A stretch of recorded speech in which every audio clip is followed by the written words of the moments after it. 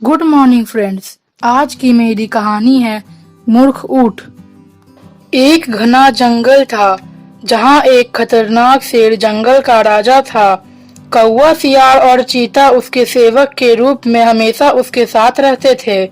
शेर रोज शिकार करके भोजन करता और ये तीनों उस बचे हुए शिकार से अपना पेट भरते थे। एक दिन उस जंगल में एक ऊंट कहीं से भटकता हुआ आ गया, जो शायद अपने साथियों से बिछड़ गया था। शेर ने कभी ऊंट नहीं देखा था।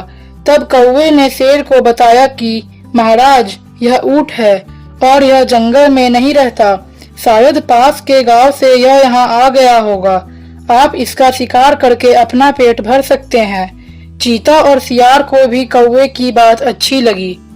तीनों की बात सुनकर शेर ने कहा कि नहीं, यह हमारा मेहमान है, मैं इसका शिकार नहीं करूंगा। शेर ऊंट के पास गया तो ऊंट ने उसे सारी बात बताई कि वो किस प्रकार अपने साथियों से बिछड़कर जंगल में पहुंचा। शेर को उस कमजोर ऊंट पर दया आ गई और उससे कहा कि तुम हमारे मेहमान हो, तुम जब तक चाहो इस जंगल में ही रह सकते हो। कौवा, चीता और सियार इस बात को सुनकर मन ही मन ऊंट को कोसने लगे। ऊंट ने भी शेर की बात मान ली और जंगल में ही रहने लगा। जल्दी ही जंगल की घास और हरी पत्तियां खाकर वह तंदुरुस्त हो गया। इस बीच एक दिन शेर की एक जंगली हाथी से लड़ाई हो गई और शेर बुरी तरह से घायल हो गया। वह कई दिन तक शिकार पर नहीं जा सका। शिकार न करने पर शेर को भूखा ही रहना पड़ा, जिसके कारण उसके ऊपर निर्भर रहने वाले कौवा, चीता व सियार भी भोजन के बिना कमजोर होने लगे। जब कई दिनों तक उन्हें खाने को कुछ भी नहीं मिला तो सियार ने शेर से कहा कि महाराज, आप बहुत कमजोर हो गए हैं और अगर आपने शिकार नहीं किया तो हालत और ज्यादा खराब हो सकती है।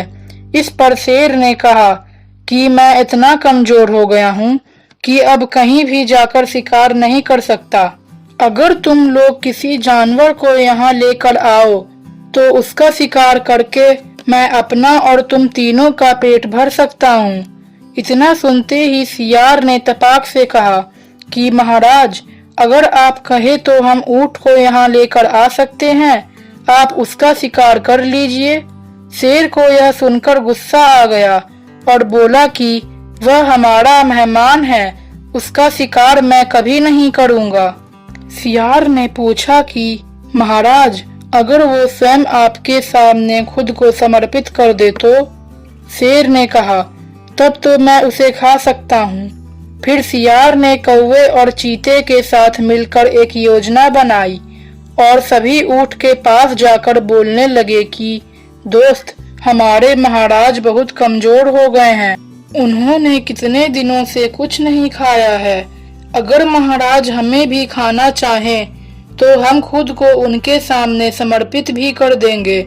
सियार की बात सुनकर कौवा, चीता और ऊंट भी बोलने लगे कि हाँ, हम सब भी महाराज का भोजन बनने के लिए तैयार हैं। सभी की बातें सुनकर ऊंट को भी जोश आ गया और वह भी कहने लगा, हाँ क्यों नहीं, महाराज अगर मुझे भी खाना चाहे तो मैं भी उनके सामने खुद को समर्पित कर दूंगा। उन तीनों की योजना काम कर रही थी।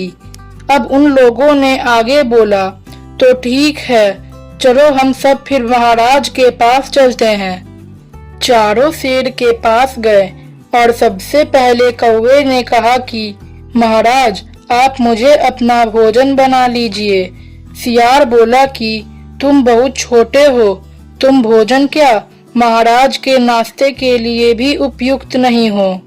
फिर चीता बोला कि महाराज, आप मुझे खा जाइए।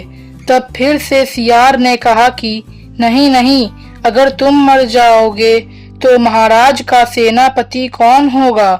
अब सियार ने खुद को समर्पित कर दिया। तब कौवा और चीता दोनों एक साथ बोले कि तुम्हारे बाद महाराज का सलाहकार कौन बनेगा। जब तीनों को शेर ने नहीं खाया तब ऊंट ने भी सोचा कि महाराज मुझे भी नहीं खाएंगे, क्योंकि मैं तो उनका मेहमान हूँ। यह सोचकर वह भी बोलने लगा कि महाराज आप मुझे अपना भोजन बना ले। उसके इतना कहते ही शेर, चीता और सियार सभी उस पर झपट पड़े।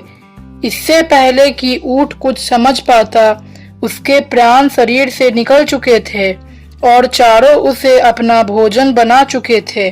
फ्रेंड्स, इस कहानी से हमें यह सीख मिलती है कि हमें बिना सोचे किसी की बातों में नहीं आना चाहिए और साथ ही चालाक व धूर्त लोगों की मीठी मीठी बातों पर कभी भरोसा नहीं करना चाहिए। फ्रेंड्स, अगर कहानी अच्छी लगे तो आप प्लीज मेरे चैनल को लाइक और सब्सक्राइब जरूर करें।